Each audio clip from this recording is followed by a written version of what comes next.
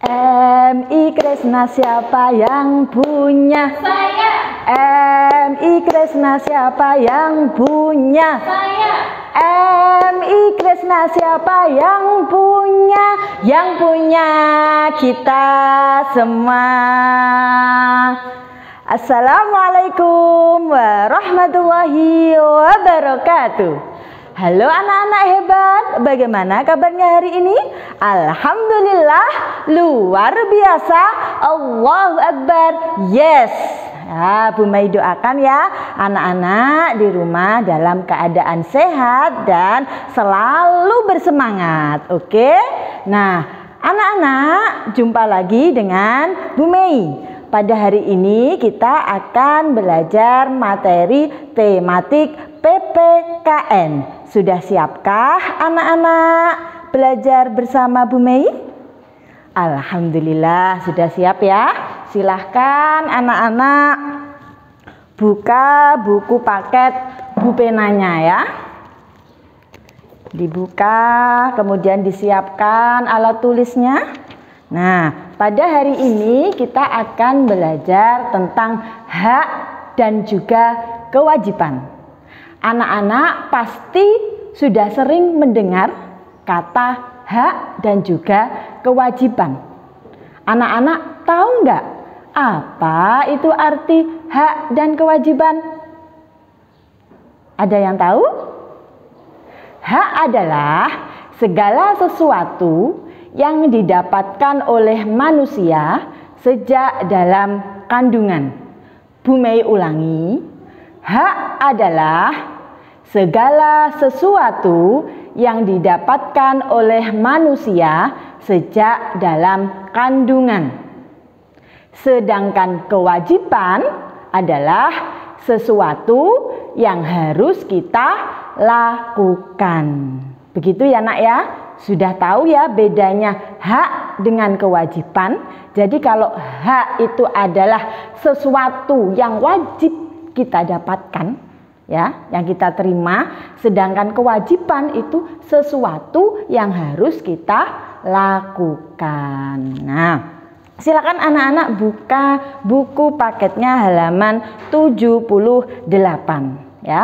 Pada pelajaran tematik IPS sama Bu Uswah sudah diterangkan tentang sumber daya alam ya.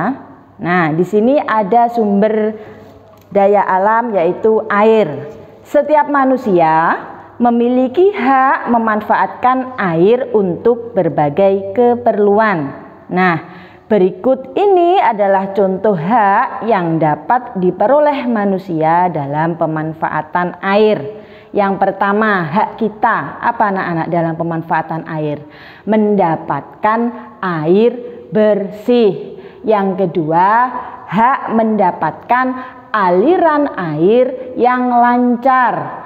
Yang ketiga, hak memanfaatkan air untuk keperluan sehari-hari seperti untuk mandi, kemudian mencuci baju, memasak ya.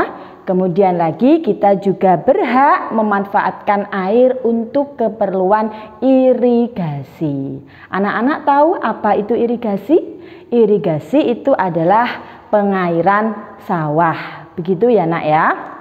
Nah, anak-anak sebelum kita mendapatkan hak, kita harus melaksanakan kewajiban kita terlebih dahulu ya. Kalau begitu, apa kira-kira ya kewajiban kita dalam pemanfaatan air? Nah, silakan dilihat di buku anak-anak halaman 78. Yang pertama, menggunakan air sesuai kebutuhan. Jadi anak-anak tidak boleh boros air ya, harus menggunakan air sesuai dengan kebutuhan. Yang kedua, menutup keran air jika sudah tidak digunakan. Jadi ketika anak-anak telah selesai menggunakan air, kerannya ditutup yang rapat ya. Kemudian yang ketiga, tidak mencemari air dengan limbah ya. Kemudian anak-anak, antara pelaksanaan hak dan kewajiban itu harus dilaksanakan secara seimbang. Bu Mei mau tanya, kira-kira apa yang terjadi jika seseorang tidak melaksanakan kewajiban? Ya, apa anak-anak? Orang tersebut tidak akan mendapatkan haknya. Contohnya ya, dalam pemanfaatan air tadi. Misalkan kalian itu tidak mau melaksanakan kewajiban menghemat air.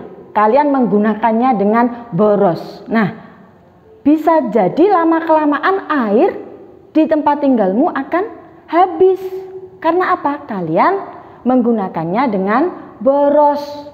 Padahal apa kewajiban kalian terhadap pemanfaatan air? Harus menggunakan dengan hemat atau sesuai keperluan. Jadi begitu ya anak-anak ya.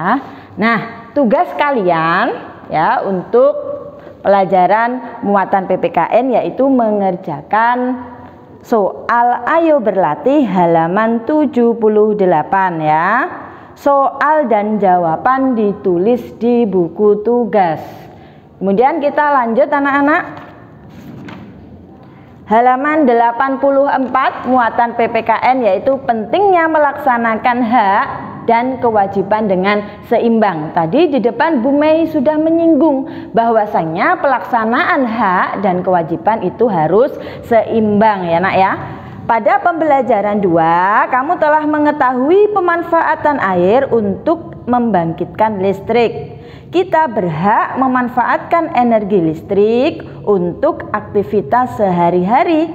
Penggunaan listrik harus dihemat. Sebagai contoh, kalian tidak boleh menyalakan lampu saat tidur. Kemudian, ketika kalian telah selesai menonton televisi, ya, televisinya harus dimatikan. Dan masih banyak lagi contoh menghemat energi. Anak-anak, semakin banyak kita menggunakan listrik, biaya listrik kita juga akan meningkat ya. Sebaliknya, jika kita menghemat listrik ya, biaya listrik kita akan turun. Nah, jadi kalau kita menghemat, siapa yang diuntungkan? Kita kan? Kemudian walaupun kita mempunyai hak menggunakan listrik, kita juga harus bertanggung jawab dalam menggunakannya. Jangan mentang-mentang kita memiliki hak untuk menggunakan listrik ya, kita menggunakan semau kita ya. Jadi itu ya. Kesimpulannya, pelaksanaan hak dan kewajiban harus seimbang. Anak-anak, demikianlah tadi penjelasan dari Bu Mei. Apabila ada kekurangan, Bu Mei mohon maaf ya. Tetap jaga semangat kalian di rumah, jaga kesehatan dan patuhi orang tuamu di rumah ya. Akhirul kalam, wassalamualaikum warahmatullahi wabarakatuh.